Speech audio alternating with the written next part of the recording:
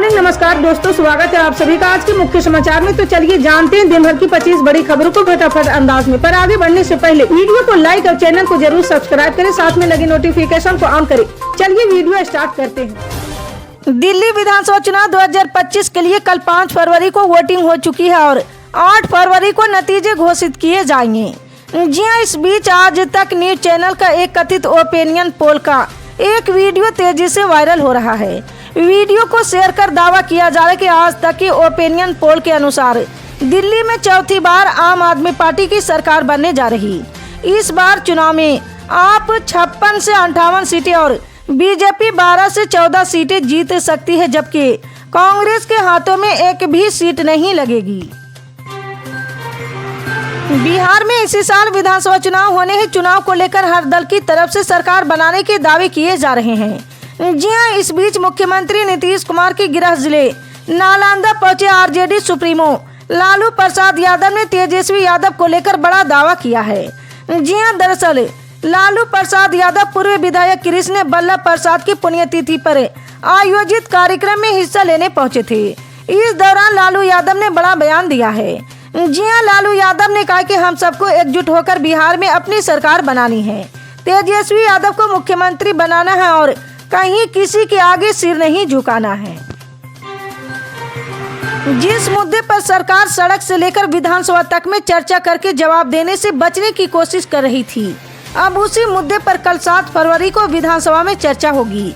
जी हां, ये मुद्दा है पूर्ववर्ती अशोक गहलोत की सरकार में नए बने 9 जिलों और 3 संभागों को खत्म करने का। इसे लेकर लोग सड़कों पर प्रदर्शन कर रहे हैं और इस मामले में राजस्थान हाई कोर्ट में जनहित याचिका लगाई गई है। जी हां, कैबिनेट बैठक के बाद भजनलाल सरकार ने जिलों और संभागों को रद्द करने का ऐलान कर दिया था। तर्क दिया गया कि जिलों को बनाने के लिए जनसंख्या, भौगोलिक सीमा, आर्थिक प्रावधान जैसे क्राइटेरिया का पालन नहीं किया गया और इसका राजनीतिक लाभ लेने की कोशिश की गई। आरोप ये भी लगाया गया कि कांग्रेस सरकार ने राजनीतिक लाभ के लिए जिले बना दिए, लेकिन विधानसभा चुनाव में यहां से उनकी प्रत्याशियों को हार का सामना करना पड़ा है। महाकुंभ में हुई मौतों के मामले में भी यूपी के मुख्यमंत्री योगी आदित्यनाथ का स्टैंड बिल्कुल वैसा ही है जैसा अगस्त 2017 में गोरखपुर के अस्पताल में बच्चों की मौत के मामले में था। जी हां, तब भी वो सवाल उठाने वालों पर टूट पड़ते थे, अब भी वही कर रहे हैं। तब ये पूछा जा रहा था कि बच्चों की मौत कैसे हुई, अब ये पूछा जा रहा है कि प्रयागराज कुंभ में कितने लोगों की मौत हुई।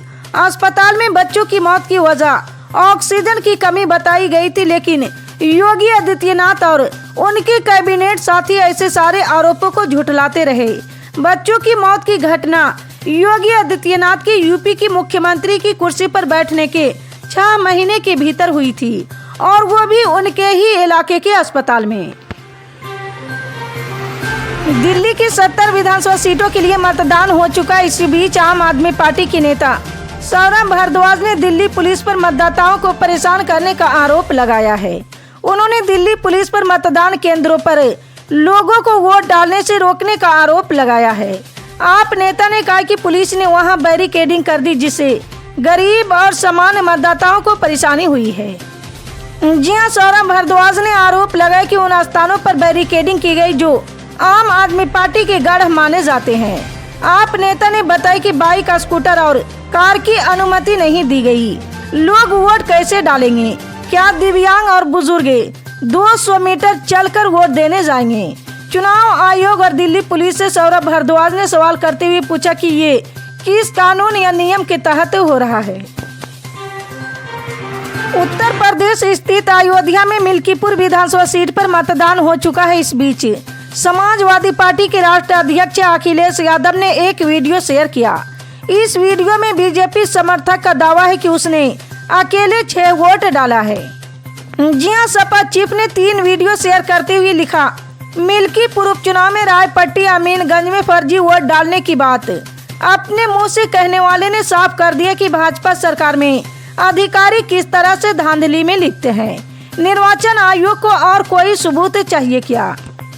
जी हां, 41 सेकेंड के वीडियो में एक शख्स ने खुद का परिचय रामबोध पांडे के तौर पर कराते हुए कहा कि मैंने अकेले 6 वोट डाला, बहुत बढ़िया स्टाफ है और हम हिंदू हैं, मुसलमान को वोट थोड़े ही करेंगे। शख्स ने कहा कि 6 वोट अकेले बीजेपी को सुबह हमने डाला है। कर्नाटक की राजनीति में इन दिनों दोनों प्रमुख दलों कांग्रेस और भाजपा में कला कथा चल रही है। जी हां, दोनों दलों को अंदरूनी गुटबाजी की फांस निकालने में पसीना निकल रहा।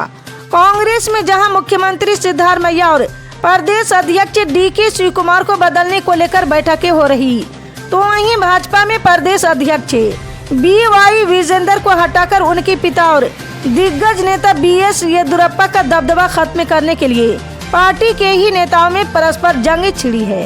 जी हां, दोनों दलों के नेता अपने अपने पक्ष में बेंगलुरु से दिल्ली तक माहौल तैयार कर रहे हैं। सऊदी अरब ने कल बुधवार को एक महत्वपूर्ण बयान में स्पष्ट किया कि वो फिलिस्तीन राज्य के निर्माण के बिना इजरायल के साथ किसी भी प्रकार के संबंध स्थापित नहीं करेगा। ये प्रतिक्रिया अमेरिकी राष्ट्रपति डोनाल्ड ट्रंप के उस बयान के बाद आई है जिसमें उन्होंने दावा किया था कि सऊदी अरब अब फिलिस्तीन राज्य की मांग नहीं कर रहा है। जी हां, अमेरिकी राष्ट्रपति डोनाल्ड ट्रंप ने मंगलवार को एक चौंकाने वाले बयान में कहा है कि अमेरिका युद्ध से तबाह गाजा पट्टी पर कब्जा करेगा और इसका आर्थिक पुनर्विकास करेगा। उन्होंने ये घोषणा इजरायली प्रधानमंत्री बेंजामिन नेतन्याहू के साथ एक संयुक्त संवाददाता सम्मेलन में की। ट्रंप ने कहा कि फिलिस्तीनियों को दूसरी जगह बसाने के बाद अमेरिका गाजा पर अपना नियंत्रण स्थापित करेगा। अवैध प्रवासी भारतीय नागरिकों को लेकर अमेरिका का मिलिट्री विमान आ गया है। ये विमान पंजाब के अमृतसर में गुरु रामदास जी इंटरनेशनल एयरपोर्ट पर लैंड हुआ। अमेरिकी सैन्य विमान C-17 में 13 बच्चों समेत 104 अवैध प्रवासी सवार थे। इनमें 79 पुरुष और 25 महिलाएं हैं।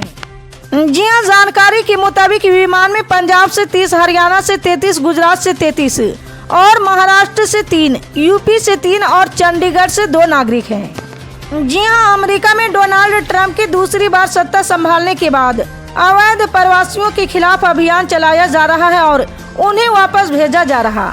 ये अमेरिका में रह रहे भारतीयों का पहला निर्वासन है।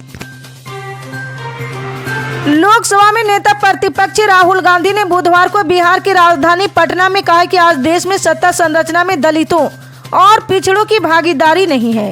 दलितों को प्रतिनिधित्व दिया गया, लेकिन सत्ता संरचना में भागीदारी नहीं होने के कारण इसका कोई मतलब नहीं है।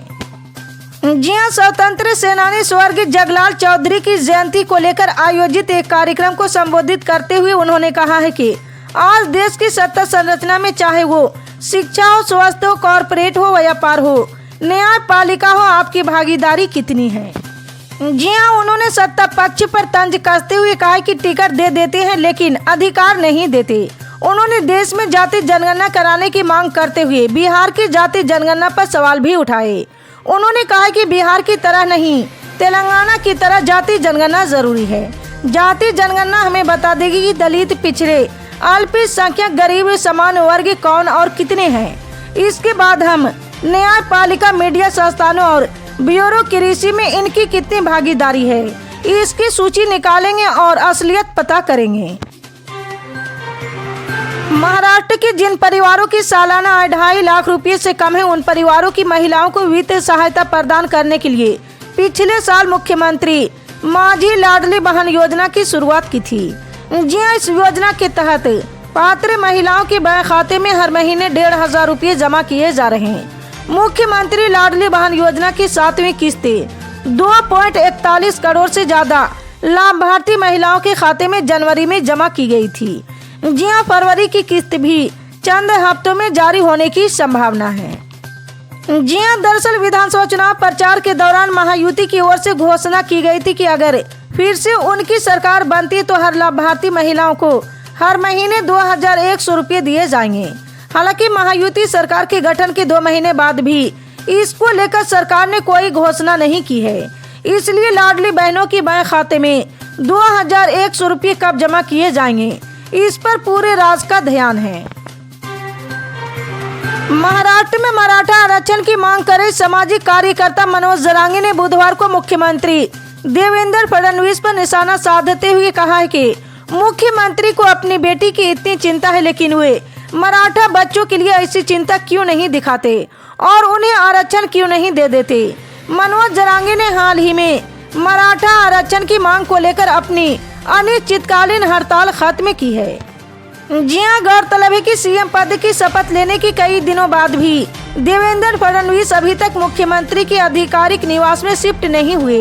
इसे लेकर सवाल उठ रहे हैं। जी हां, मंगलवार को ऐसे ही एक सवाल के जवाब में सीएम फडणवीस ने कहा कि उनकी बेटी की 10वीं की परीक्षा चल रही, जिस वजह से उन्होंने बेटी की परीक्षा होने तक मुंबई में मुख्यमंत्री के आधिकारिक आवास में शिफ्ट होना स्थगित कर दिया। सीएम के इस बयान पर मनोज जरांगे ने कहा है कि हमने कल एक पिता का अपनी बेटी के प्रति प्यार देखा।